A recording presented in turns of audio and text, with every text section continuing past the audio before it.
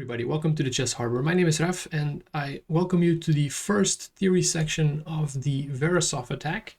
So what we were looking at was the Trompowsky opening after d4, knight to f6, bishop to g5, d5, and then knight to f3.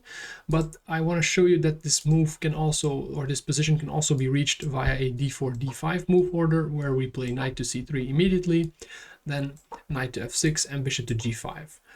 I personally do not play it like this. I only play it in transposition from the trump. As in this position, black has numerous different options, like for example g6 or c6 or e6, which all of them avoid bishop to g5. Another thing that you can try in this kind of position is play the move bishop to f4. Then you get the ever so popular Jobava London system, which is definitely a nice substitution if you are forced to play something else other than bishop to g5. So it's definitely a repertoire that can go hand in hand. I only personally play it after it has been reached with a Trompowsky move order, as now there's different kind of structures after e4 and or after e6 and c6. Anyway, the first theory section I want to talk about is the move knight b to d7, which is considered to be the main line of the Veresov attack. It's just very solid for black, over defending the knight with a knight so that there is no doubling of the pawns. And the knight here, it also supports both e5 and c5. Usually c5 is black's choice to kind of break out of this position. And here white can play a more passive approach with a move like e3 and knight to f6. But I personally prefer to play the move f3, which is very sharp. It's very direct. We're going to go straight for the center here. Because black has blocked in their own light square bishop, their dark square bishop is still blocked in. We have the luxury of playing a move like f3 immediately. And the most critical reply by black is the move c5. It just says, okay, we're going to go for the center, you are going to go for the center, let's see who is faster with their counterplay. And here it's best, you can take this pawn, but it's best to just go e4. And the game sharpens up here. Black has different options.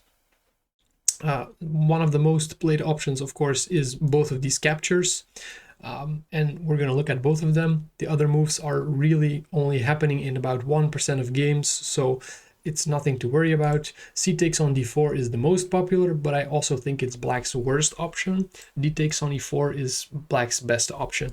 So let's first start with d takes on e4, c takes on d4.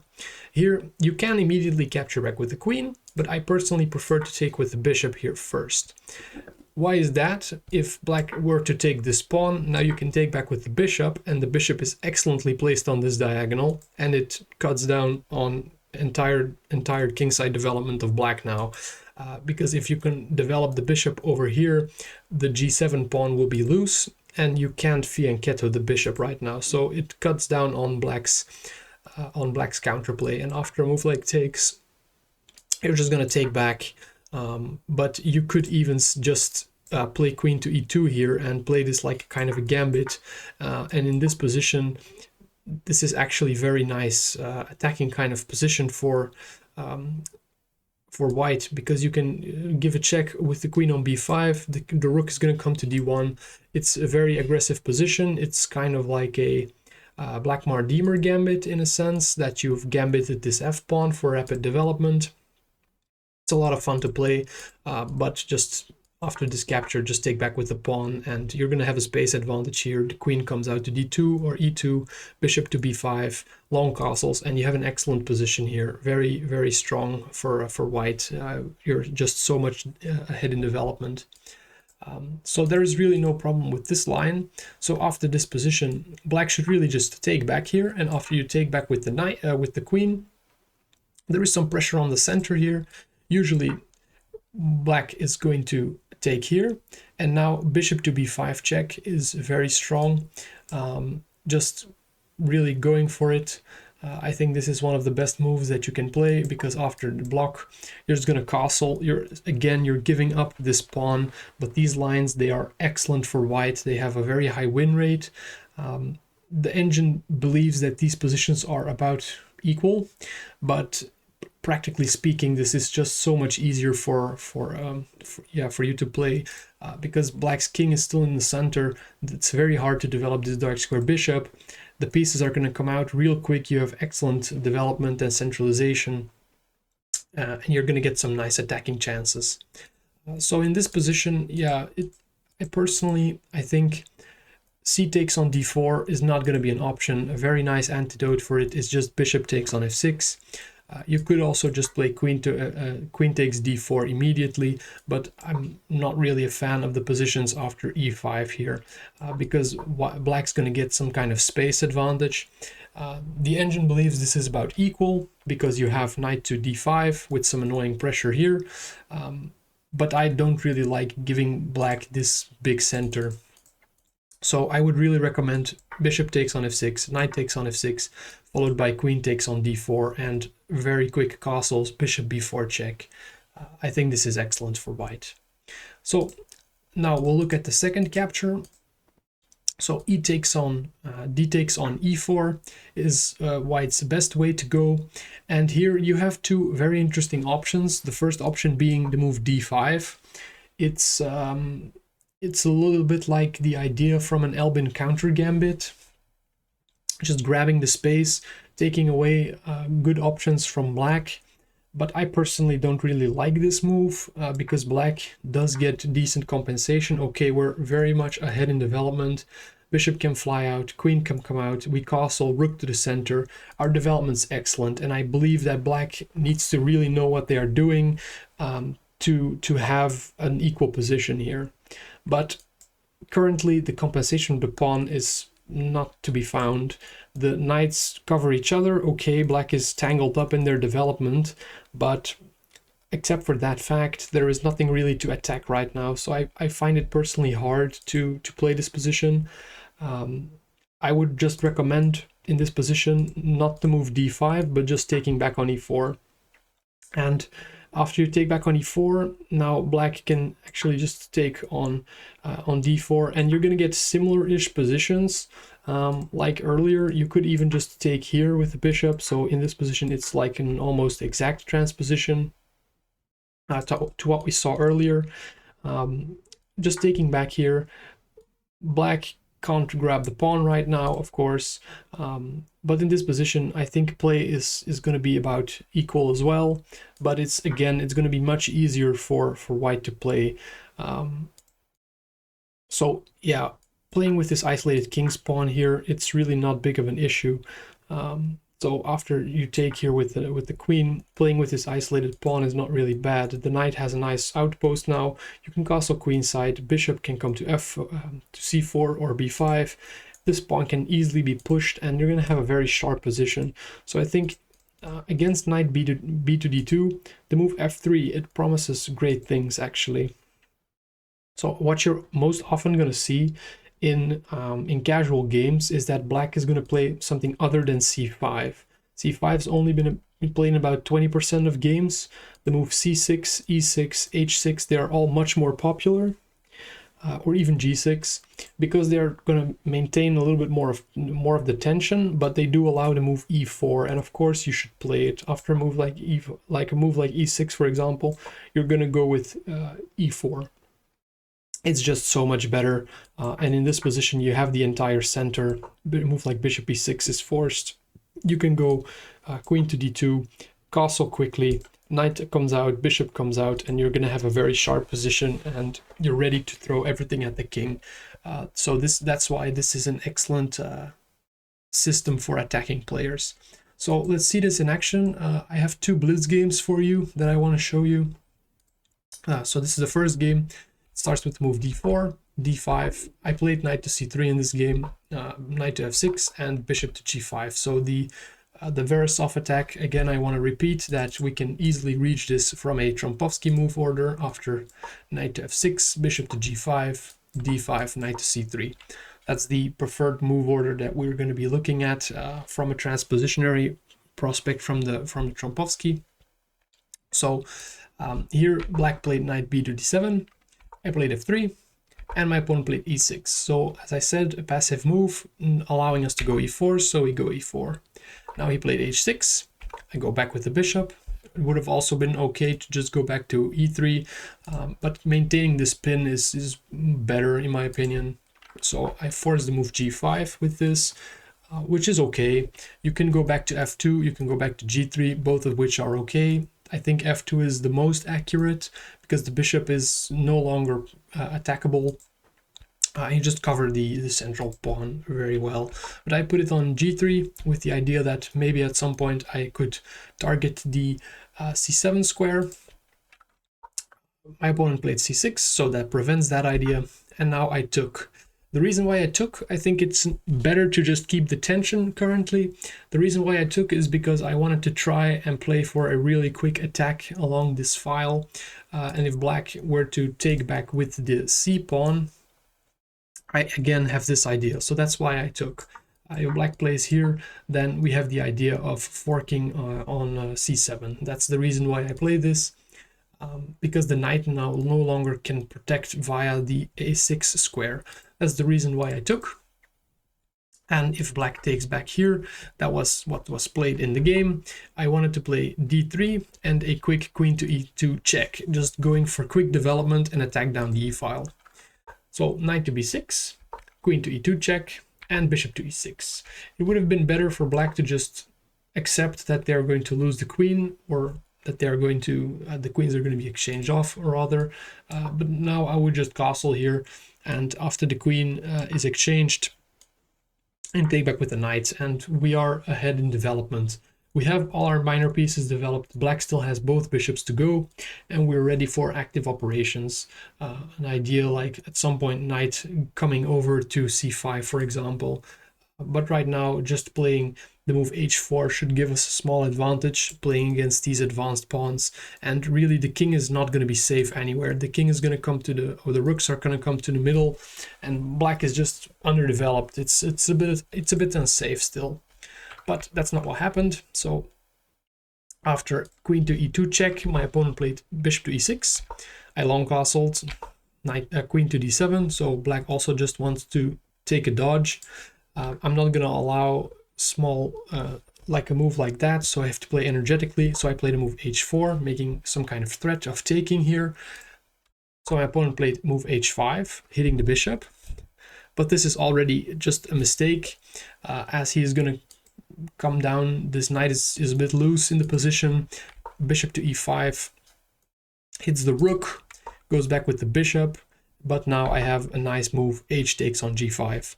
Hitting the knight, the bishop is still under attack. If I can take the knight, then I can take the bishop. If he takes the bishop, I'm going to take back with the queen, and I hit the rook again. So that's what happens. Bishop takes on e5, queen takes on e5, hitting the rook. The knight is under attack, so it's tactically flawed. My opponent played move f6, which I just took, and he resigned. A very nice and quick win. That's exactly what I mentioned earlier. The Veresov is a kind of unusual opening. People haven't really played against it, even though they played the correct move, knight b to d7. After the move f3, it's even not the most played move. Move f3 has only been played in 22% of games. People just don't know how to play against the Veresov. It's such a rare opening, and it's so energetic. You're going in the center, boom, e4. You're playing in the center, and you're going to go for the quick attack here. It's really energetic. It's hard to play against. That's why I really like it. So black really crumbled very quickly with the idea of h4 here, just undermining the pawn center and going for the attack. Let's look at a second game. So again, we start with c4, with d4, knight to c3, knight f6, and bishop to g5. So again, not from a Trompovsky move order. I tried this opening a lot in Blitz, so that's why I got my games from this point. Knight b to d7, f3 again, e6. Again, we see this move e6. As if black plays c6, for example, or g6, we would also go for this h4 plan, for this e4 plan. If black were to play after f3, if they were to play h6, I'm just going to go back. Because of the move f3, we managed to tuck away our bishop on f2, so that's quite okay. So after e6, again, we go with e4, d takes on e4, f takes on e4, bishop to e7, and the move e5. This variation looks a lot like the big center variation in the Trompowsky that we had. This also reaches this kind of position with the pawns on d4 and e5, and we're going to exchange the dark square bishops, leaving us with potentially a very strong knight and a nice e4 spot to use for our knight to jump. So knight to d5, bishop takes on e7, knight takes on e7, knight to f3, h6, bishop d3. So we have a very classical development. It looks a lot like some kind of French type position with this pawn chain and a nice space advantage because of e5. So b6, our opponent wants to develop the dark square bishop or the light square bishop along this diagonal, which is very sensible. I castle, bishop to b7, queen to e2. So we're going to use the e4 square here. That's one of the advantages of having pushed e5, castles, and bishop to e4. I want to eliminate this bishop so I can use this spot for my knight and then have potential of attacking because of the f6 square. So he takes with the bishop, I take with the knight, a6, and this move is a little bit bad, a6. It leaves a kind of weakness, especially because my queen is already targeting on a6. So it's kind of a bad move, especially because my opponent just straight up blunders afterwards. So I play a4 and he blunders the pawn with rook to b8. He wants to push, but of course I can just take here now. So it's just a mistake. Let's look at a different line here. If my opponent wouldn't blunder, plays for example the move c5, which is very logical. You want to break up this center. You can just play c3, c takes on d4, c takes on d4, b5 now, a takes, and now I have a move like knight to d6, for example. Knight to b6, rook takes, queen takes on b5, and knight b to d5. So if you look at this position would be about equal. So we have won a pawn, but as I already made the arrows, black controls the A and B files. They have a very nice kind of position in, like, for example, a Benko Gambit, where they can control the entirety of the files on the queen side. This pawn is not going to last. In compensation, we have the center. We have a nice stronghold with d4 and c and e5. Our knight on f3 controls these squares. Our rook can easily support it, but black has good compensation as well. Black has, as I mentioned, the open files, but also strong knights on d5 and on e7. This position is dynamically equal, so if anything, white is still playing for a win here because we have the extra pawn, we have a bigger share of the center. But the engine called it equal, and yeah, in a practical game, I think if your opponent knows what they're doing, it's going to be about equal, but it's definitely harder to play for black. So, as I mentioned, my opponent didn't do that. He made a mistake. After move a4, I just want to create some weaknesses by pushing my queenside pawns now, kind of load up some tension so that I could potentially maybe attack on the king side as well, creating some kind of possibility of swinging the rooks over. If the knight moves, for example, I can go rook here, put pressure on the f-file. So I kind of want to clamp down on the queen side with this move, and my opponent blunders with the move rook to b8, which just gives me the a6 pawn.